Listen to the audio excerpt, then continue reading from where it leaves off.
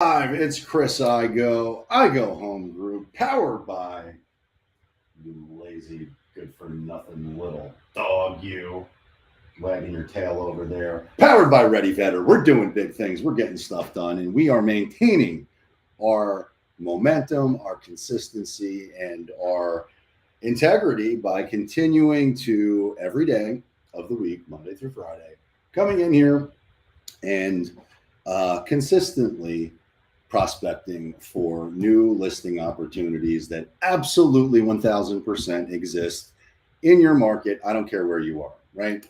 And I'm going to go into a little deep dive on that here for a moment while I wait for Mr. Matthew Gambino to join us.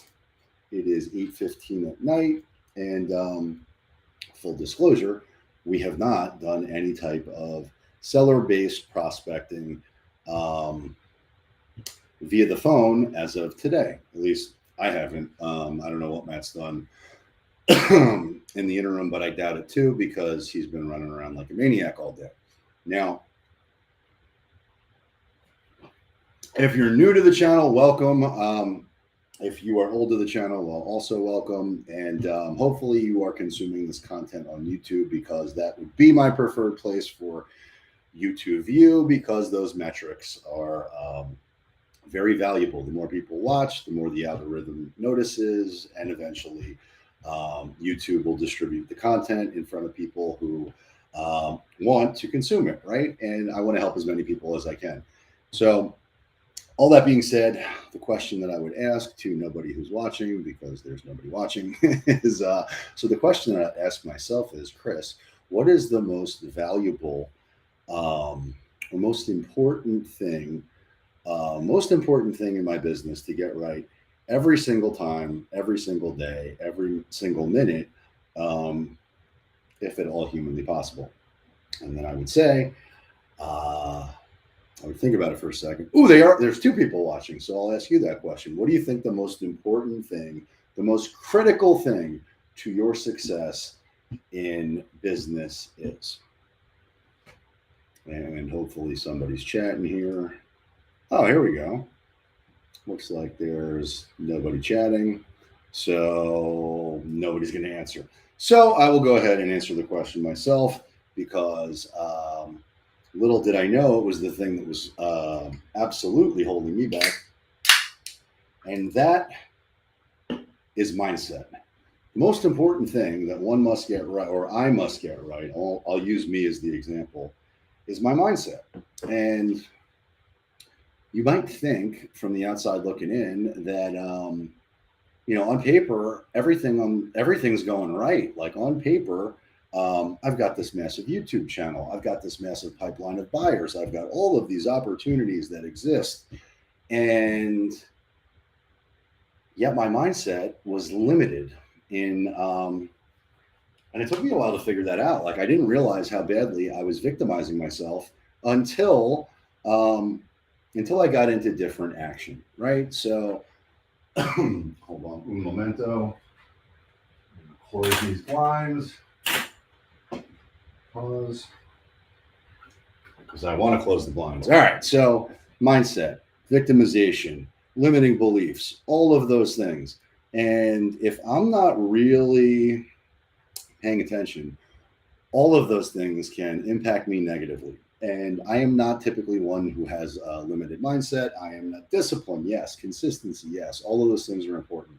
But I would beg to differ that mindset it trumps all of those things, because if you don't have the right mindset, it's going to be impossible for you to be disciplined and consistent with that discipline. Now, I can be very disciplined in different areas of my life, and I am very disciplined in many areas of my life, but I was focusing on some of the wrong things. And so I found myself, and one of my coaches, Joshua Smith, talks about this all the time. And he talks about overwhelmed, right? It's easy. And I'm the last one to know when I'm overwhelmed. I'll be the first to admit that. I don't know when I'm overwhelmed. I don't know when I'm frozen. I don't know when I'm limited belief thinking or constrained by limited beliefs. I'm usually the last to know. And so, all that being said, the evidence presented itself pretty clearly if you audit yourself and track yourself and track your numbers and all those kind of things. But long story short, I've got lots of reasons that I could delude myself into thinking that everything is great. But at the end of the day, what I really have is some problems that have yet to be solved because I'm in this state of overwhelm and I'm in the wrong gear. And so my energy is very different, especially, and I suspect that if you're watching this and you're servicing buyers, that you're probably suffering through some of the same frustration. It is very challenging in this market to get a buyer, even a great buyer with a cash buyer who's willing to reduce the timelines and play all the games and waive appraisals and whatever it might be. It's still not a layup for them to get the home that they want under contract, at least here in South Florida. The market is so crazy in certain areas and so insanely competitive that it is a very uphill battle to get your clients what they want, which means at some point you're going to get frustrated, they're going to get frustrated, I'm going to get frustrated, and you're going to find yourself fatigued. Now, that was my experience, right? And so I built this massive pipeline of phenomenal clients, right? These clients know me, like me, trust me. They've watched hundreds of hours or however many hours they've watched of content of me. And when they do talk to me, they think I'm a celebrity. Well, I've got lots of influence over these clients, and that's a great thing, right? And then I distributed those and still did all the things that need to be done or whatever. But at the end of the day, I'm still dealing with buyers. And I forgot I'm really good at generating opportunities with sellers. So you would think that's obvious, but it's not obvious if you're overwhelmed and you're focusing on the wrong thing. So nonetheless, I got a massive shit ton of buyers that all want to buy homes. I don't want to service any of those leads. For being honest, I don't want to. Obviously, I want to help people. Obviously, I want to get paid. Obviously, I want them to get what they want. But at the end of the day, would I prefer to service buyers or would I prefer to service sellers? The answer is obvious. I prefer to service sellers, but I've done nothing over the last 2 years to generate opportunities for myself that don't basically fall in my lap. I've been too busy creating opportunities with buyers. So, all that being said, over the last week with Matt and I, who should be joining here soon, let's go, pal. All right, sent him a little motivation. I know he's putting the kids to bed, but whatever, it's all good. He gets on when he gets on. Nonetheless, I found myself reinvigorated by the prospect of teaching Matt to set appointments himself. And so from there, last week, as you saw, I got more consistent about creating content, and Matt watched as I did over the course of the week, which led to him setting an appointment on Saturday. So, Saturday. Well, let me just report back. So over the last week, we took 4 new listings, right? So previous to that, I think I took a handful of listings throughout the course of the year. Most of them did not work out because well, it doesn't matter why they worked out. Up until then, I had 0 listings, right? No listings, no focus, no interest, all servicing buyers. That's the truth. This week, I got on the phone, got intentional. We got 4 new listings. All of them are, well, none of them have hit the market yet, but all of them are intentionally underpriced to solicit multiple offers, which will drive the price higher, which will inevitably happen. So that's 4 paychecks that I know is happening in the next 30 days versus working with 100 buyers that don't have 100 homes that they want to buy. So getting paid never to getting paid in 30 days. Which would you prefer to spend your time servicing? Or being intentional about, right? So I'm teaching Matt, I'm sharing it here, old school, back to basics, on the phone. It's all good. We got the 4 listings. Saturday, he set this appointment with the for sale by owner, which is $1 million listing in one of the neighborhoods by me. And Saturday morning when I woke up, oh, here he is. There he is, the man, the myth, the legend. I don't think you're. Oh, let's see here. Can you hear me? I can hear you. I had my sound all the way off, so now I can hear you. Yes. There we go. Cool. So I'm going back, reviewing the last week, and telling the story about the for sale by owner appointment that you set. Oh, so yeah, awesome. So Saturday morning. Now everybody in my house kind of has something wrong with them. They're all kind of sick. Saturday morning, I wake up. I feel like I got hit by a bus. The last thing I felt like doing was going on an appointment to meet with the FISBO, which the more I asked questions to Matt, the more it seemed like it was more of a preview than it was an actual listing appointment. I started talking myself out of going on this appointment.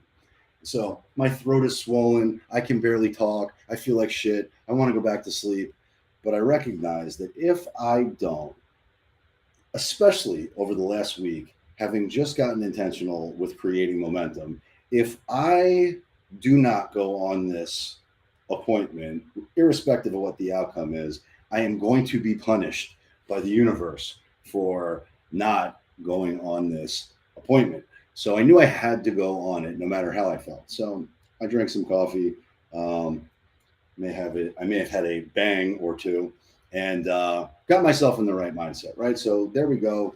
Head to the appointment, and Matt, what happened at the appointment? What happened at the appointment? They were actually impressed by everything that you presented to them, and they had a relationship with another broker who you had nothing but great things to say about. And about 15 minutes later, that broker just walks in and his jaw almost hit the ground that you were standing in their kitchen presenting to them. And you just took over the room, dude. And he was like, looked like he saw a ghost. So I'll translate that differently. So yes, that's basically what happened. So we're there. They tell me right up front, hey, look, if we're going to list, we're going to do it this way. If we don't list, if we do list, we're going to choose this other person who we have a relationship with and has been kind of coaching us through the process. So I'm friends with that person. I have nothing but good things to say about that person, but I do let them know that we do business completely differently than anybody else out there. And then I show them, actually, I don't show them anything. I didn't show them a listing presentation. I just verbally demonstrate the things that we would do differently that would yield them a much higher price than they would do on their own or that anybody else could do. And then demonstrated how I do have a pipeline of buyers that are looking to buy a home just like theirs. You do it this I do. We do this. At the end of that, turn your volume down because it's giving feedback or whatever that is. At the end of that, so I don't even ask for the listing. I just present my my value proposition. And by the end of it, what they said before he actually showed up, they said, oh, we're really not that loyal to the person. Really, we would prefer to use you.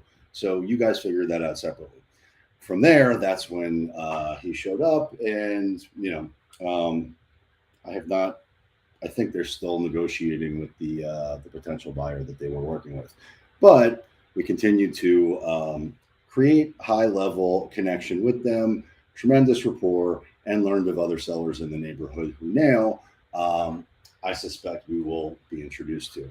So that is not me trying to break my arm, trying to pat myself on the back. It's just saying, get on the fucking phones. Go out there and connect with people who want to sell their homes. Now, you may say to yourself, there's no expires. There's very few for sale by owners. And those for sale by owners are going to sell. Probably that's true. But here's what I also know. And I just did a content piece on this, which I think will perform pretty well. So I'm going to flip the script. It is not a seller's market. I know that it is a seller's market. And I know that there's not a lot of inventory and there's massive competition and all of that's true. And in my neighborhood, which Matt lives in, we both live in the same neighborhood, he would tell you that there's any house that goes for sale or goes on the market, sells within 24 hours, multiple offers, bid the price higher, and all that nonsense. There's no inventory.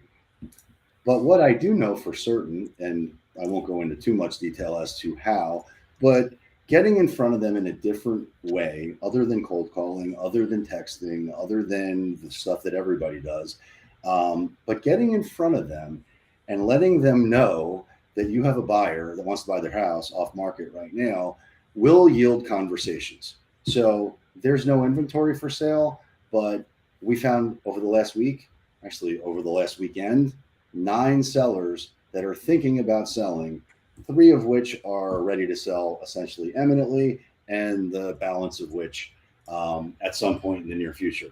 So no homes for sale and 9 sellers wanting to sell in one of the hottest subdivisions that exists here in South Florida. Yep. None of that happens if I don't get on the phone and start creating the momentum and remembering how damn good I am at doing this. And again, not bragging, just saying the opportunity is not with, of course, there's an opportunity with expireds. Of course, there's an opportunity with, canceled or for sale by owner. But the real opportunity is with the people who don't even know their home is sold yet.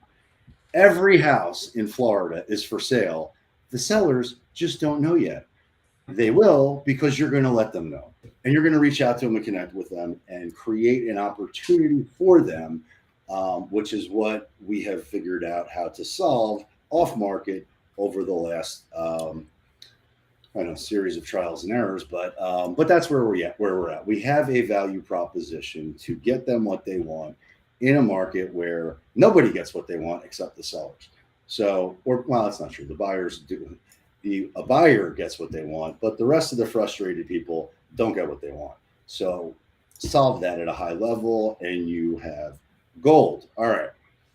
That is my speech. I am, I think, we got some comments there. I don't know who from, but thank you for commenting. I do appreciate it. But bottom line is the opportunities are there. You have to go create the opportunities. And there's no better way to create opportunities than by picking up the phone and calling people. Are you thinking about selling ever? Period. That's the pitch. All right. So all that being said, Matt, how are you feeling tonight? Feeling good, man. You ready to do some live prospects here? Let's do it. All right. Well, do you have access to any of the data that I have? I do not. Do you know how to log into Vulcan? Without saying my password out loud? Oh, yeah. Hold on. Let me go to the phone.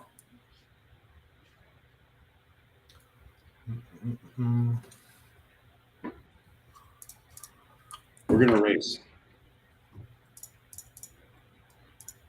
So I've uploaded the expireds from Saturday until today.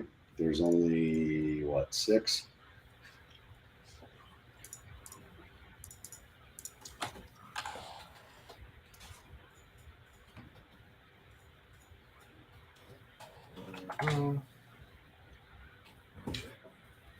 So for the for the purposes of just continuing to maintain the commitment to making dials, I'm going to call the expires. But really, where the opportunity is, although actually 8:30 to 9 is still a good time to call. You want to call the areas where you know it's hot and you know people are thinking about selling and you know that there's no inventory, because all of those people want to sell. They just don't know where they're going to go next. So you got to be able to solve that problem, which you can find if you learn how to get in front of the other sellers that also want the same thing. Then you get both sides of the deal. So not one commission, 2, and 2 raving fans for life.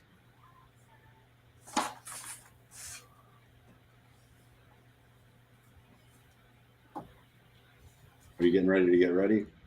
I'm still trying to log in. All right. Well, I'm not waiting for you.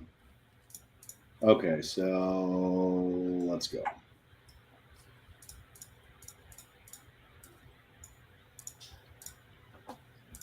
All right, separate to that, just go on Zillow, punch in Boynton Beach, punch in for sale by owner, and call anybody. Okay. If you get somebody on the phone before I do, I'll stop talking and vice versa. Okay.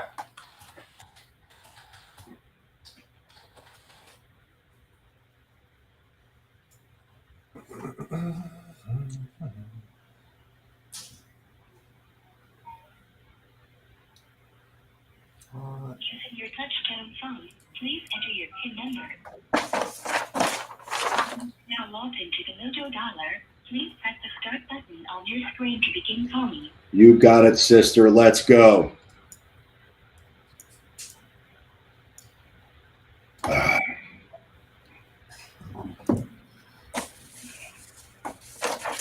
So we got 6 people.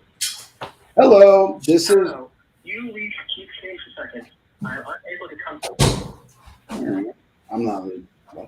Your calling session is now complete. All settings and advanced filters. Okay, so that can't be accurate because there are 6 people on the list. We only got 1 person. Let's try again. 5 records out of 6 total available. Total records sent to dialer will be 1.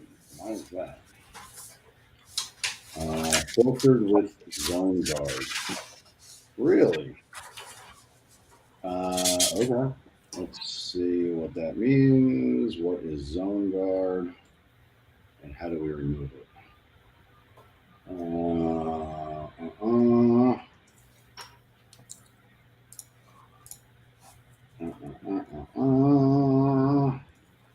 No thanks. Let's go into settings.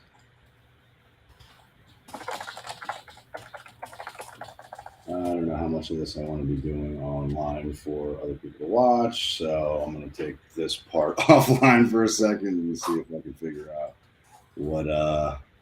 what I just did, because that's no bueno. All right. So I closed that. So let's see here. Well, evidently I have some type of call block on or some kind of parameters that don't allow me to call different time zones, but it's not a holiday, it's a weekday. You can call up to 9 o'clock without breaking the rules that exist around phone prospecting. I just don't know why those are in place, because they weren't in place anytime previously. So let's see here and see. You find the FISBO? Yes. Call him. Okay. Don't be scared. Oh, no. I'm just setting something up. I'm good. Oh, sounds like you're scared. I'm good. Scared. All right.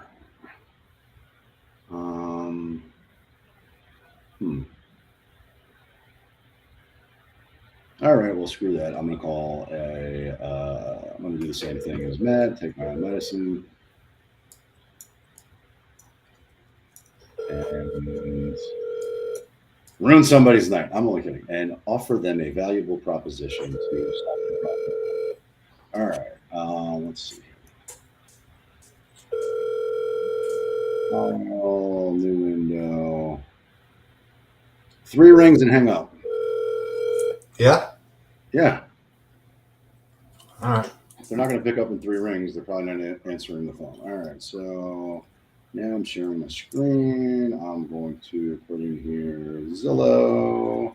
I'm going to put in here FISBO. I'm going to put in here Mortgage.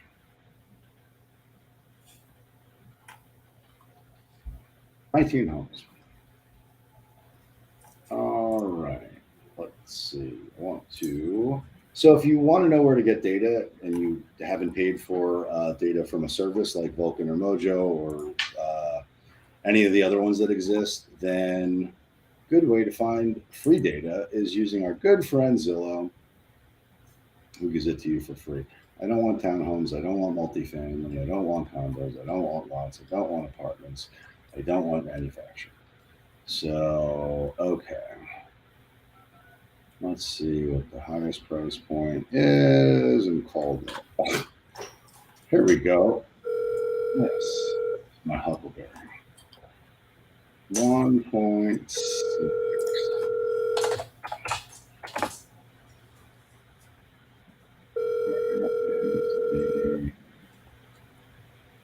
Hello?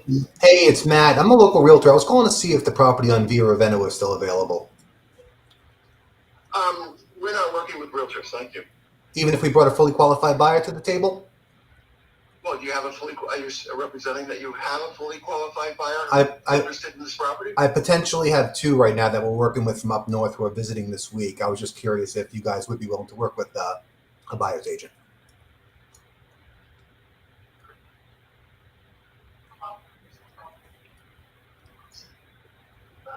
Is that something you guys would consider, if it made sense? Can you go back tomorrow? Yeah, what time is good for you? A real quick question before I let you go. What time would be good? Stop. 11 a.m. 11. What was your first name on that, by the way? Well, you want to speak to Marcia. She is the owner of the property. Oh, Marcia's the owner. Yeah, I'm just the insignificant. What am I, Marcia? I just sort of hang around. All right. So do I call this number back at 11 for Marcia? Yeah, you can look at what? What, Marcia?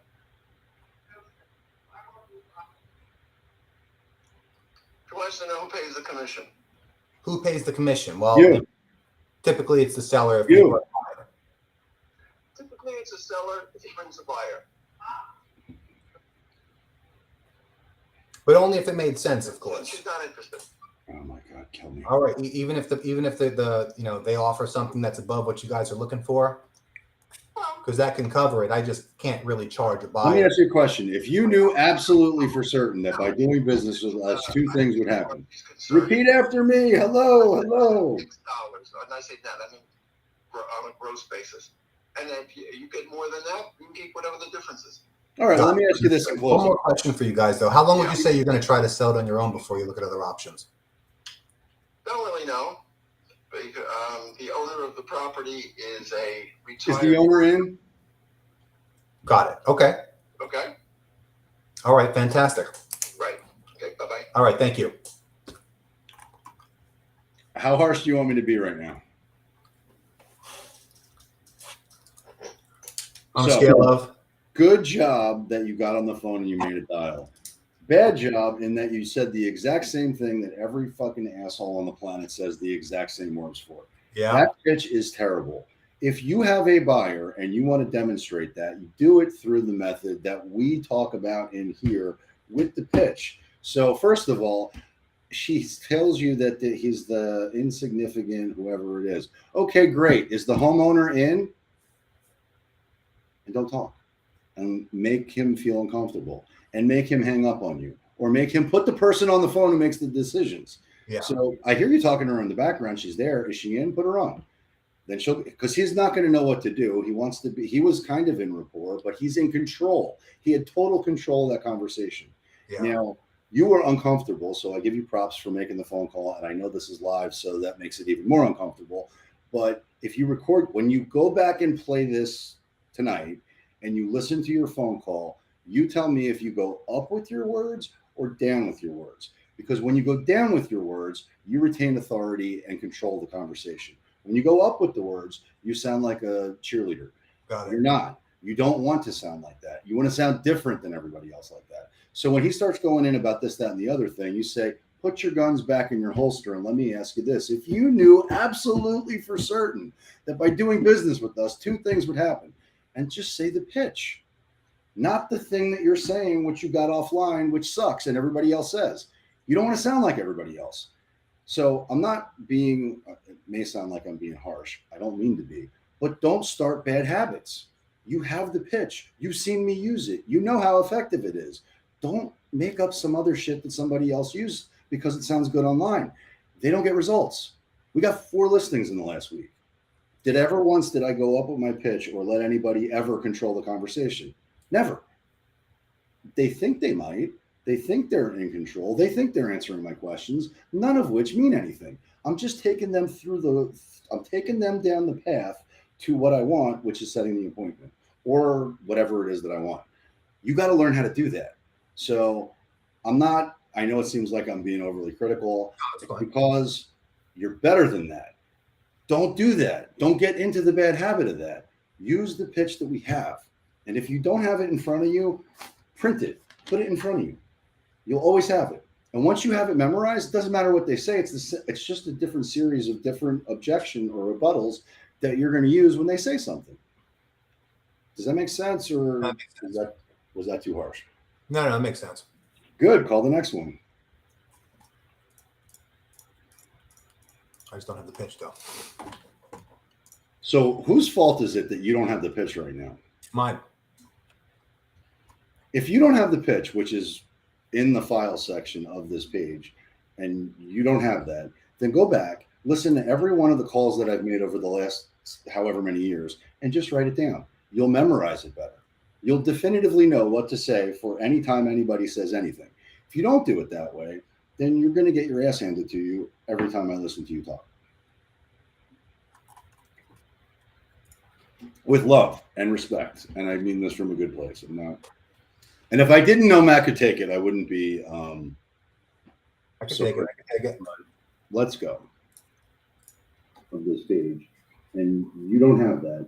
Then, all right, so I guess it's my turn. One.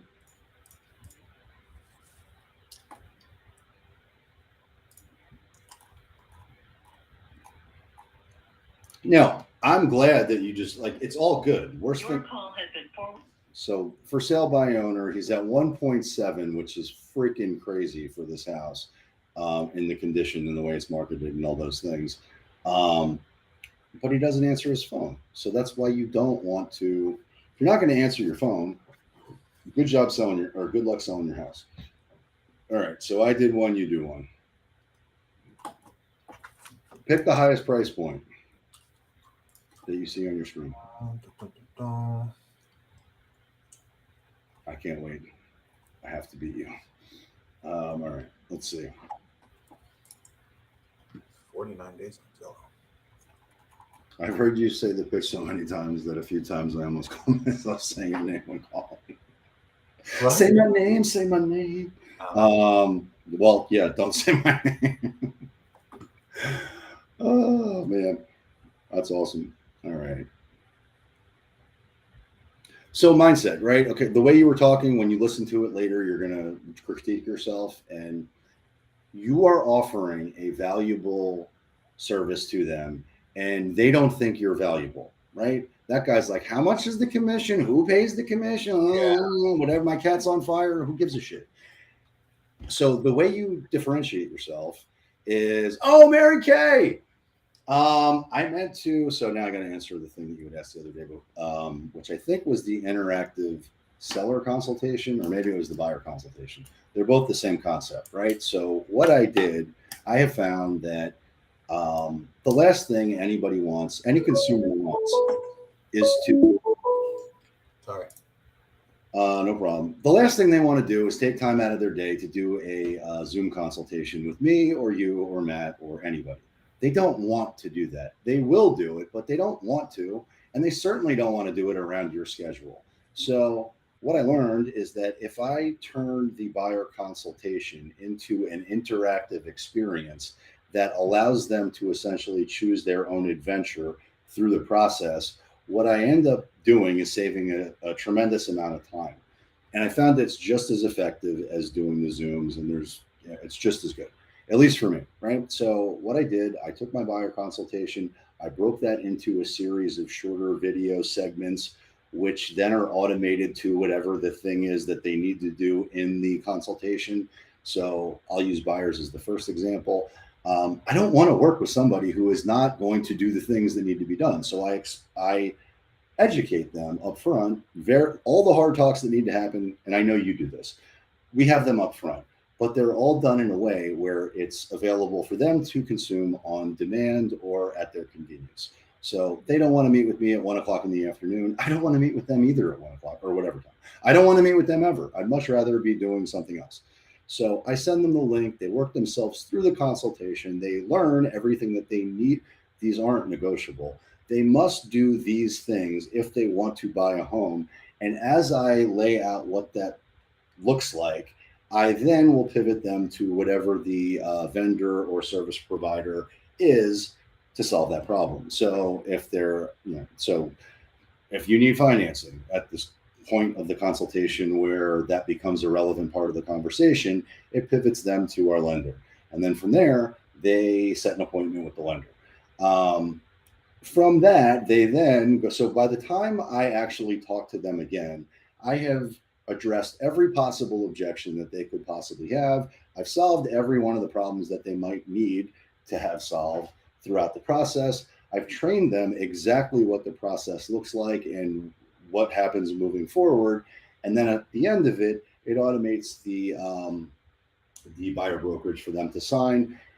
If they've done all of those things and they've checked all the boxes, then they get to set an appointment to meet with one of us. It used to be me up until a week ago, but from there, they meet with whoever else the person is that's going to be handling them moving forward.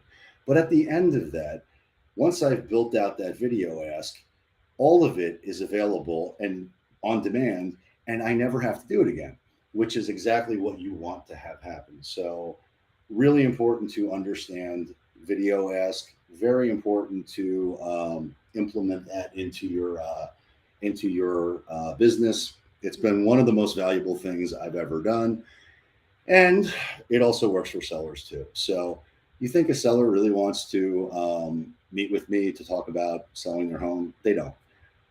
Well, maybe they do, but what I can pre-frame everything with is by creating the same consultation that I do in person and reduce that to a video ask that also does all the same things. When you send that to them first, which again, full disclosure, in the last week with the last 4 listings that we got, I didn't use any of that.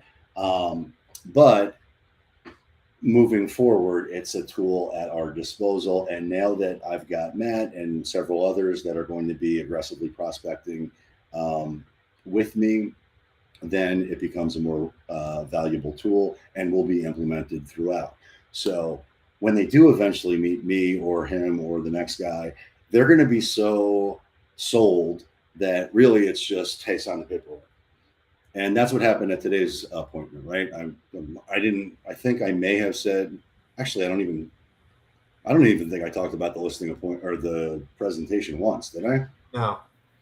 I just answered their questions and told them to sign. That was it. And then he asked for the paperwork. Right.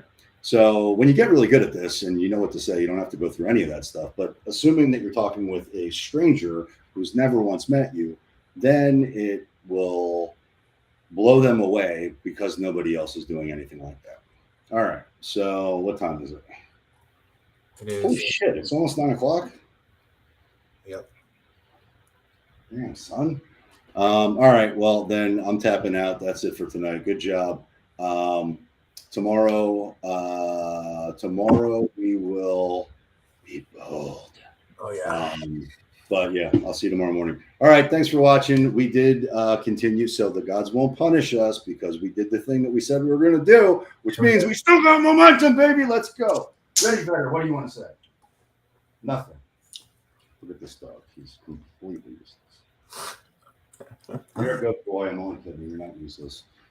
All right. That's it. Go out there, win the day, win the week, win the year. If we can do anything to help serve or support you, your business, or your clients, then please send them our way. I will not service them at all, but Matt will be glad to. But seriously, if they're sellers, then we definitely want to work with them. But go out there and get some. Good job, Matt.